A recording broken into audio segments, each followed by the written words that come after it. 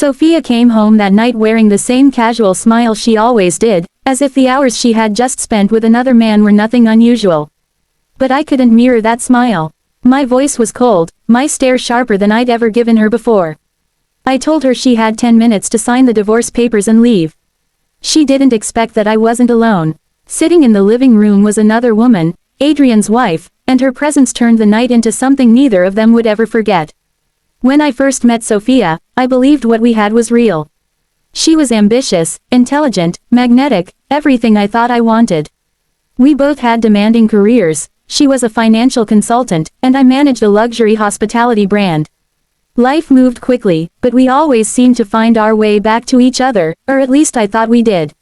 The changes started small. She used to guard our evening dinners together, but soon she was working late, more often.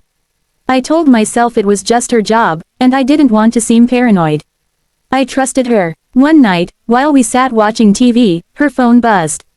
She silenced it instantly, laughed nervously, and flipped it face down. I asked who it was. She said it was just a client being too persistent.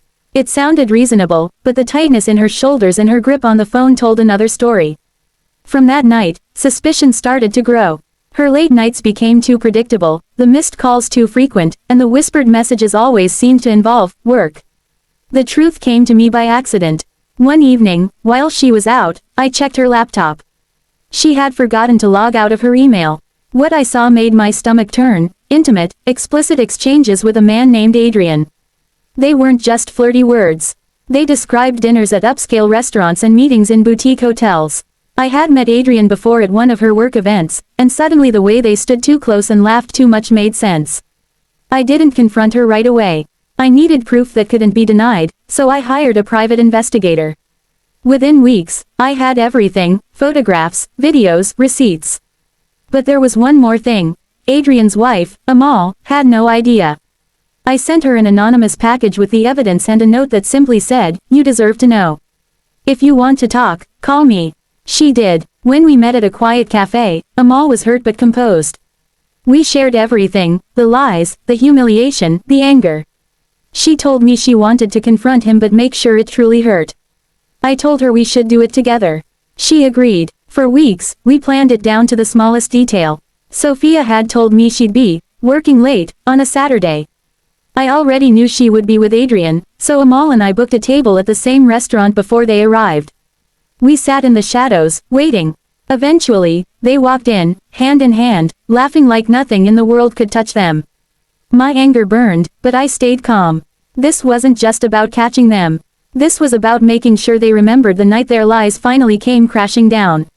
When their meals were finally served, Amal and I rose from our seats and walked to their table. The moment their eyes met ours, their laughter died and the color drained from their faces. A heavy, satisfying silence settled over the restaurant. I looked straight at Sophia and, in a flat voice, told her she had forgotten to mention she would be dining with Adrian that evening. Amal's tone was sharp when she turned to him, pointing out how busy his schedule seemed to have been. Sophia's expression shifted from shock to desperation. She started to plead, but I cut her off and slid a folder in front of her. Inside were the divorce papers. I told her she had 10 minutes to sign them and that she was finished in my home. She acted as if the word, divorce, was something foreign, insisting I was overreacting.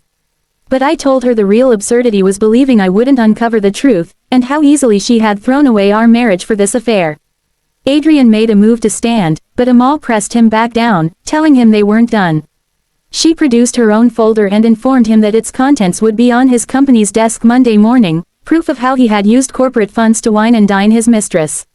His face turned ashen, and when he said she wouldn't dare, she told him she already had. Sophia left that night with nothing but her handbag. By morning, the locks were changed and her belongings were sent to her parents.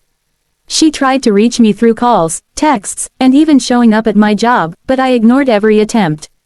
The divorce went through quickly, and she walked away with far less than she'd imagined. Adrian's downfall came just as swiftly. Amal kept her word. The company fired him, and word of the affair spread quickly through their social circles. She filed for divorce soon after, and the last I heard, he was living alone in a small, run-down apartment, a far cry from the luxury he once boasted about. Amal and I stayed in touch. At first, it was just to help each other heal and rebuild, But over time, something deeper formed, a bond built on shared pain, respect, and understanding. Betrayal leaves scars, but it also clears the path to rediscovering your strength. For me, truth wasn't only about exposing lies, it was about making sure those who caused the damage would never forget it. In the end, justice didn't come from revenge alone, it came from standing tall in the ruins and knowing I had survived with my dignity intact. Thank you for staying with me through this story. Life has a way of testing our strength, and sometimes the most painful endings lead to the most powerful new beginnings. If you enjoyed this and want to hear more real-life stories filled with raw emotion, lessons, and unexpected twists, make sure you subscribe to this channel. Your support means the world, and it keeps these stories coming. Stay tuned, there's always another story to tell.